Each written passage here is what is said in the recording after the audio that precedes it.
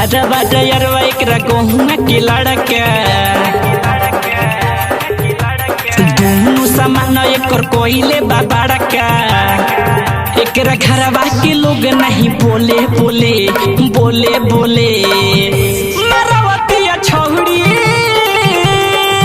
देखा गावे गावे टोले टोले मरवतिया छौड़ी देखा गावे मोहल्ला टोले टोले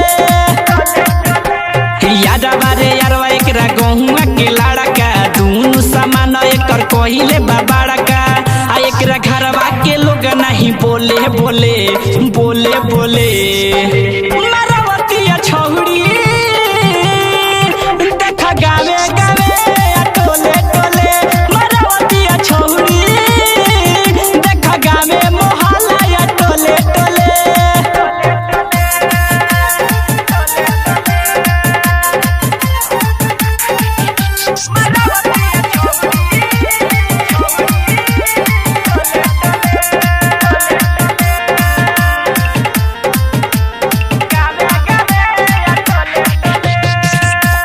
में ओठा लाली लगा के पायल पेन्ही पौआ में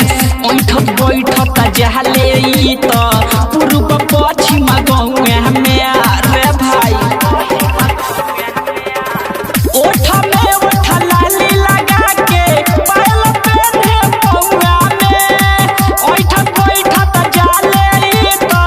उतर दक्षिण गौआ में नया नया लइकन के मारे ले नया नया लइकन के मारे ले नजरवा एकर दुनू अनार बाटे गोले गोले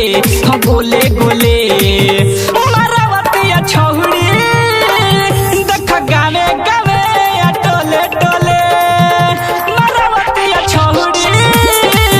देख गावे मोहल्ला टोले टोले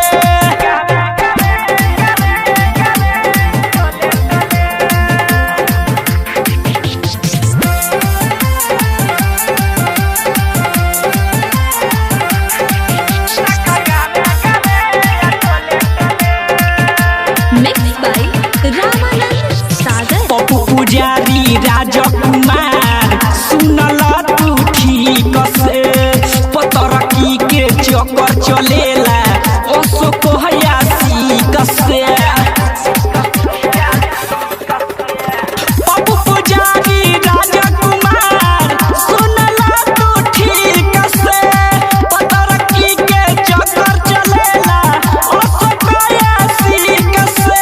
बड़ी चिकन सुनाने कर बाटे गलिया पीर राकेश कहे एकर के मोलिया पी की जवानी बापो